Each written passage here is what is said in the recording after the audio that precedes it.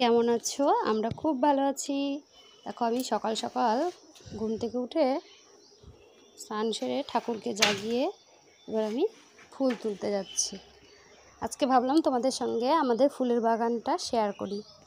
দেখো কত ফুল ফোটে বাড়িতে, খুব ভালো লাগে সেই ফুল দিয়ে মালা গেঁথে ঠাকুরকে সাজিয়ে দিতে। আমি সকাল সকাল উঠে দেখো আমি ফুলের ডালি নিয়ে যাচ্ছি। দেখো এটা আমাদের সাদা ফুলের গাছ। সাদা ফুলের অনেকগুলো গাছ আছে। দেখো এই গাছটাতে ভালোই ফুল ফুটে, একদিন রেখে দিলে আরও অনেক বেশি মনে হয়। সাদা ফুল তো নষ্ট হয় না, সেই কারণে আমি কিছু কিছু দিন রেখে দিই। এই দেখো জবা ফুল, অনেক রকমের জবা ফুলের গাছ আছে। আমি সব ফুলগুলোকে এক এক করে তুলে নিচ্ছি। এইভাবে আমি সব ফুলগুলো তুলে নিচ্ছি এই গাছে, তারপরে যাব অন্য গাছে। দেখো এটা অন্য রকমের গোলাপি কালারের থোকা থোকা ফুল ফুটেছে, এর আগে তোমাদের দেখিয়েছি আগের ভিডিওতে, তো আজকেও দেখাচ্ছি। অনেক ফুলের গাছ। এই দেখো এটা আবার লাল ছোট ছোট থোকা। এই ফুলটা দেখতে খুব ভালো লাগে। এই ফুলটা দিয়ে মালা গাঁথলে আরও সুন্দর হয়। দেখো এগুলো সাদা জবা। এটা আমার সোনার লিচু গাছটা দেখতে পাচ্ছ পাশে। অনেক গাছ, সামনেই বাড়িতে পুজো রয়েছে, সেই কারণে আমি গাছগুলোকে কাটছি না, খুব বড় হয়ে গেছে। তো পুজোর সময় অনেক ফুলের প্রয়োজন, সেই কারণে গাছগুলোকে আমি রেখে দিব। পুজোটা হয়ে গেলে আমি গাছগুলোকে সুন্দর করে কেটে রাখবো। দেখো কত সুন্দর ফুল ফুটে আছে। সকালবেলাটা যেন খুব সুন্দর লাগে দেখতে, বাড়ির গাছের ফুল তুলতে খুব ভালো লাগে। দেখো এবার এদিকটাতেও আছে বড় বড় লাল জবা। আমি সব এক এক করে তুলছি আর তোমাদেরকে দেখাচ্ছি।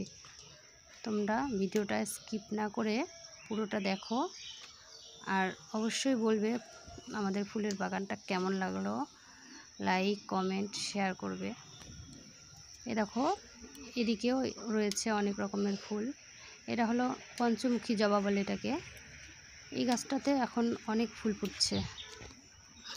এই দেখো আমি ফুল তুলছি আর যাচ্ছি। এবার দেখো এটা লাল কালারের যে জবাটা হয়, মা কালীকে দিলে খুব ভালো লাগে চরণে। এই গাছটাতে প্রচুর ফুল ফোটে, গাছে রোদ পায় তো সেই কারণে অনেক ফুল ফোটে। এই দেখো পেছন দিক থেকে দেখাচ্ছি কত বড় বাগানটা। আমি সব ফুলগুলো তুলে নিচ্ছি, মালা গাঁথবো আজকে। এবার আমি ছোট্ট এই গাছটা নীলকণ্ঠ গাছ, এটা আরও অনেক বড় হয়ে গেছিলো, আমি কেটে ছোট করে দিয়েছি কারণ লঙ্কা গাছগুলো নষ্ট করে দিচ্ছে এই গাছটা। তো এখন কম ফুল ফুটেছে, আজকে মাত্র 2-3টে ফুল ফুটেছে। আর চলো দেখো আরও কত গাছ আছে দেখাচ্ছি। এই দেখো এটা একটা ছোট্ট সাদা ফুলের গাছ, গতবার লাগিয়েছি, এবারই ফুল ফুটেছে। এই গাছটা খুব ফুল ফোটে, ছোট হলেও অনেক ফুল ফোটে। এটা তো আমি প্রত্যেক দিন ফুলগুলো তুলে নিই, তাও প্রতিদিন ফুল ফোটে। আর এটাও দেখো আর একটা ফুল গাছ, ওই আগে যে গোলাপি থোকাটা দেখালাম ওটারই ডাল একটা লাগিয়েছি, কারণ ওই গাছগুলো আমি কেটে ফেলবো, তো এদিকে থেকে যাবে সেই কারণে। আর এই গাছগুলো দেখলে ডালিম, তারপরে আম, আর এই যে কলা গাছ, এগুলো সব গোপালের জন্মদিনের উপহারের গাছ। আর এদিকেও দেখো আমি সাদা ফুলের গাছ লাগিয়েছি 4টে, আর গোলাপি জবা, সাদা জবা এদিকটাতে আমি লাগিয়ে রেখেছি পেছন দিকে বাড়ির।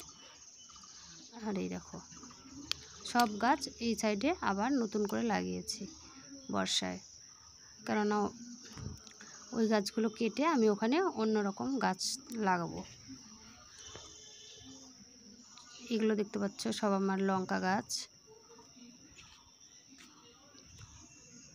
গাছগুলোকে পরিষ্কার করা হয়েছে দেখো। এত ফুল তোলার পরেও গাছে দেখো কত ফুল রয়ে গেছে, প্রচুর ফুল। আবার গাছের এই বড় গাছগুলোর ভেতর দিকে টগর ফুলের গাছ রয়েছে, সেদিক থেকেও দেখো গাছে কত ফুল দেখা যায়। আমি তো এত ফুল তুলিই না, পুজো দিতে অতটাও আমার লাগে না, তো যেগুলো থেকে যায় গাছে থেকে যায়। দেখো আমি সব ফুলগুলো এক এক করে তুলে নিচ্ছি। এবার আমি ফুলগুলোকে দেখাচ্ছি। দেখো অনেক ফুল হয়ে গেছে। ফুল তোলা হয়ে গেলে এবার আমি ঠাকুর ঘরে গিয়ে পুজোটা করে ফেলবো, মালা গেঁথে ঠাকুরের জন্য পুজো করব।